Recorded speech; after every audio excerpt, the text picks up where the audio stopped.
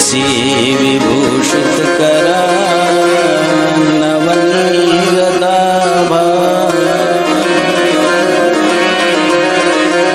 पीताम्बरादरुण बिंब फलाधरो पूर्णेन्दु सुंदर मोहादर कृष्णात् परम किमपि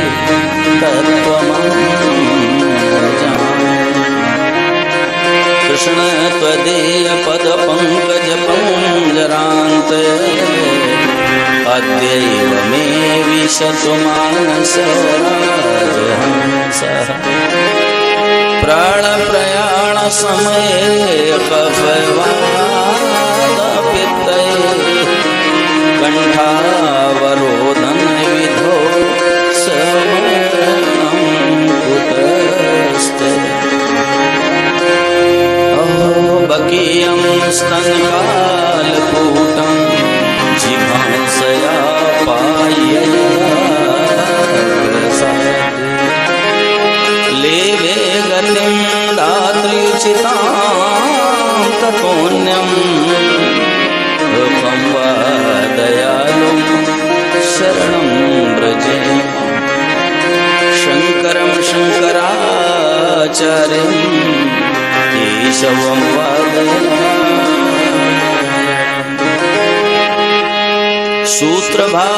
सूत्रभाष्यकृतो वन्दे भगवन्तो।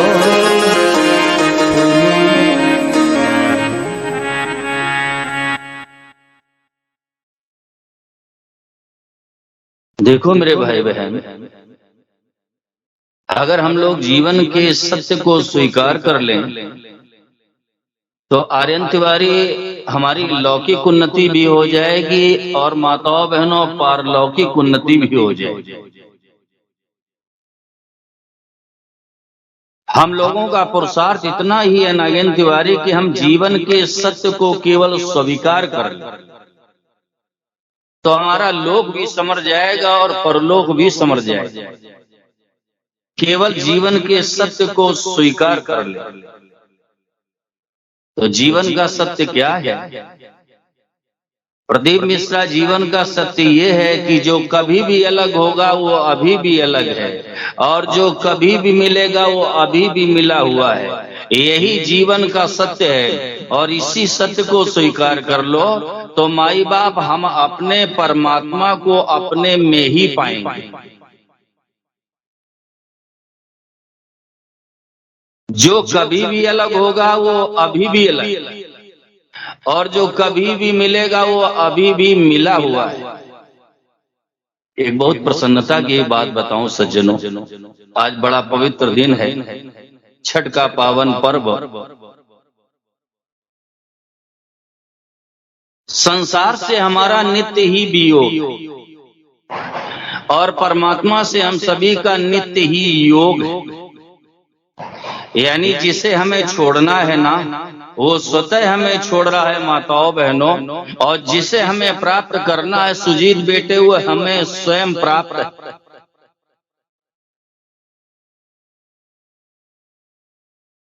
संसार से नित्य ही वियोग है हम सभी। एक बात कहूं, ये दो विभाग अलग अलग, ये दो विभाग अलग अलग हैं। एक सांसारिक संयोग का विभाग है और एक योग का विभाग है। ये दो अलग अलग विभाग। हमारे आपके साथ में संयोग उसका होता है जो सदा हमारे साथ नहीं रह सकता, और जिसके साथ हम सदा नहीं रह सकते उसके साथ हमारा आपका संयोग हुआ अरविंद मिश्र।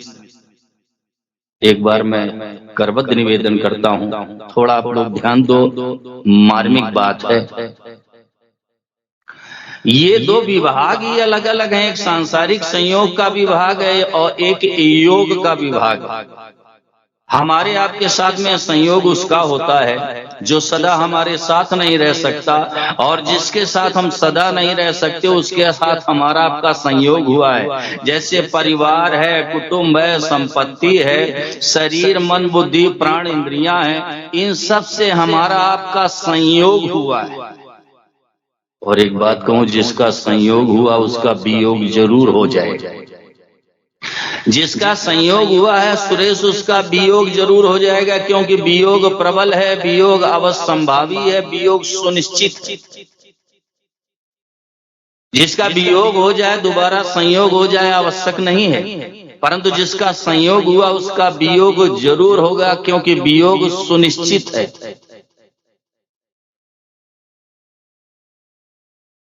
ध्यान देना, जैसे घर में बेटे का जन्म हुआ है, अब ये बेटा बड़ा होगा कि नहीं बड़ा होगा इसमें संदेह है। बड़ा होने के बाद ये पढ़ेगा लिखेगा कि नहीं पढ़े लिखेगा इसमें भी संदेह है। पढ़ने लिखने के बाद ये डॉक्टर इंजीनियर वकील आदि बनेगा कि नहीं बनेगा इसमें भी संदेह है। इसका विवाह होगा कि नहीं होगा इसमें भी संदेह है। विवाहोपरांत इसके बेटा बेटी होंगे कि नहीं होंगे इसमें भी संदेह है। लेकिन सज्जनों, ये मरेगा कि नहीं मरेगा इसमें किसी को संदेह है क्या? तो बिल्कुल सीधी बात है, वियोग प्रबल है, वियोग अवश्यंभावी है, वियोग सुनिश्चित है। जिसका संयोग हुआ उसका वियोग जरूर होगा। आप इस पावन पर्व पर आज इस पवित्र दिन में एक एक भाई और एक एक बहन विचार करो, हमारे आपके साथ में सदा रहने वाला कौन है? आर्यन तिवारी। सब लोग विचार करो, अच्छी तरह से विचार करो, हमारे आपके साथ में सदैव कौन रहेगा? परिवार साथ रहेगा कि कुटुंब साथ रहेगा कि संपत्ति साथ रहेगी कि ये शरीर साथ में रहेगा? क्या रहेगा? हमारे इसी राष्ट्र में बड़े विलक्षण महापुरुष हुए हैं नागेंद्र तिवारी, जिनका नाम श्री गुरु नानक जी महाराजा। कैसे विलक्षण महापुरुष हुए! उन्होंने प्रकाश दिया कि संग सखा सब तजी गए और कौन निभयो साथ, और कहना न किया विपत्ति में एक टेक रघुनाथ। मनीष ध्यान दे के बेटे सुनना, महापुरुष ने कहा जिसको जिसको मित्र बनाया, सखा बनाया, सब ने साथ छोड़ दिया, किसी ने साथ नहीं निभाया। संग सखा सब तजी गए कौन निभयो साथ। और महापुरुष ने पीड़ा के साथ प्रकाश दिया, कहे नानक या विपत्ति में एक टेक रघुनाथ। अब भैया संकट आ गया, विपत्ति आ गई है तो केवल भगवान को पुकारो, परमात्मा के सिवाय कोई रक्षा करने वाला नहीं, सदा साथ में रहने वाले केवल भगवान। आप लोग मानो चाहे न मानो, मेरा कोई बस नहीं, मैं तो अपनी बात कह सकता हूँ। माताओं बहनों, आप स्वयं विचार करो, आपस में बात करेंगे, अगर नहीं समझ में आएगा नागेंद्र तिवारी, परिवार साथ रहेगा कि कुटुंब साथ रहेगा कि संपत्ति साथ रहेगी कि पद अधिकार साथ रहेगा कि शरीर साथ में रहेगा, सुरेश क्या रहेगा? कुछ नहीं रहेगा। एक बात कहूं, जिनमें आप लोग मोह करके बैठे हो ना, जिनमें आप लोग मोह करके बैठे हो, ये एक दिन छूटेगा, छूटेगा, जरूर छूटे। और यही मोह की महिमा है नागेंद्र तिवारी, यही मोह की महिमा है। और एक बात कहूं निगाही वासी, ये मोह है ना, ये बड़ा प्रबल होता है, जीव को बहुत रुलाता है, बड़ा दुख देता है। माताओं बहनों, बहुत दुख देता है मोह। हमारी आपकी तो मैं चर्चा क्या करूं, भगवान शिव के चरणों में बैठ के अर्जुन जैसा वीर छत्री जिसके हाथ में गांडीव है और रथ के घोड़ों की लगाम अनंत कोटि ब्रह्मांड नायक यानी मेरे कन्हैया संभाले हुए हैं, और जिस समय चतुराई के साथ में मेरे केशव ने अर्जुन के रथ को कुरुक्षेत्र के मैदान में खड़ा किया, आर्यन तिवारी सामने नजर गई तो क्या देखा? कुल के वयोवृद्ध पितामह भीष्म, इनसे मुझे लोहा लेना है। दृष्टि गई तो क्या देखा कि हाँ मेरे गुरुदेव सामने खड़े हुए हैं, धनुष बाण लिए, इनसे मुझे युद्ध करना है। सगे संबंधियों को देखा, रिश्तेदारों को देखा, मोहग्रस्त हो गए मिश्रा जी, मोह। गांडीव को रस दिया, रथ के पिछले हिस्से में बैठ गए और आंखों में आंसू आ गए और मुंह से निकला, अच्छे यस्या निश्चितम ब्रूहि तन्मे शिष्यस्ते हम साधिमाम त्वाम प्रपन्नम। हे भगवान, इस समय मैं कर्तव्य और अकर्तव्य के निर्णय में अक्षम हूं। प्रभु, मैं निर्णय नहीं कर सकता, मुझे क्या करना क्या नहीं करना है। इसका मैं निर्णय नहीं ले सकता, और मैं आपका शिष्य हूँ, आपकी शरण में हूँ, जिसमें मेरा कल्याण हो, उद्धार हो, वो बात बताओ, मेरा मार्गदर्शन करो। नागेंद्र तिवारी, गीतोपदेश के माध्यम से भगवान ने अर्जुन के मोह को नष्ट किया, लेकिन जरा विचार करो कितना प्रबल है मोह। माताओं बहनों, अर्जुन जैसा वीर क्षत्रिय रोने लगे। ये मोह की महिमा है। लेकिन आज ये विचार करो, मोह किसको कहते हैं? मोह की परिभाषा क्या है? मोह की शास्त्रीय परिभाषा है संसार को सत्ता देना कि संसार है। वास्तव में ये संसार है नहीं, केवल दिखाई पड़ रहा है। जैसे कभी कभी रज्जू में सर्प का भ्रम हो जाता है, प्रदीप मिश्रा रस्सी के टुकड़े में सांप का भ्रम हो जाता है, ऐसे केवल संसार दिख रहा है, ये है नहीं। जैसे आप लोग शीशा लेते हो, आईना, दर्पण, मिरर, कांच, मुकुर, और जैसे मुंह के सामने ले जाते हो तो उसमें चेहरा दिखाई पड़ता है। लेकिन आर्यन तिवारी विचार करो, चेहरा उसमें होता है क्या?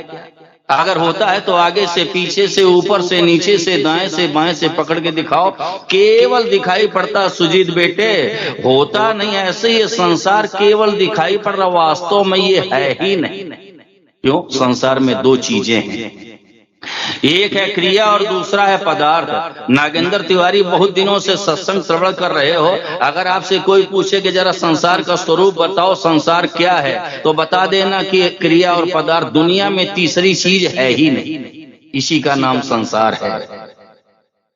पदार्थों में दो तरह के पदार्थ हैं, एक जड़ पदार्थ है, दूसरा चेतन पदार्थ है। वस्तुएं जड़ पदार्थ हैं और व्यक्ति चेतन पदार्थ हैं। अब ध्यान देकर नागेंद्र तिवारी सुनना, क्रिया का आरंभ होता, अंत हो जाता। कोई भी क्रिया हो, उसका आरंभ होगा और अंत हो जाएगा। और पदार्थ उत्पन्न होते हैं, नष्ट हो जाते हैं। जरा विचार करो, संसार कहाँ है? ये केवल दिखाई पड़ रहा है, वास्तव में संसार है नहीं। आप श्रीमद् भगवत गीता के दूसरे अध्याय का 16वां श्लोक देखना। आज आर्यन तिवारी घर में भगवान ने कहा, ना सतो विद्यते भावो, ना भावो विद्यते सता। भगवान ने कहा, असता भावा न विद्यते। एक बात कहूं, ये गीता जी के दूसरे अध्याय का 16वां श्लोक है और आधा श्लोक, और इस आधे श्लोक में चारों वेदों का और 6 शास्त्रों का, 18 पुराणों का ज्ञान भरा हुआ। भगवान ने कहा, असता भावा न विद्यते, यानी असत शरीर और संसार की सत्ता विद्यमान नहीं है, और सता भावा न विद्यते। जो परमात्मा है, भगवान है, कन्हैया है, राम जी हैं, उनका कभी अभाव होता ही नहीं।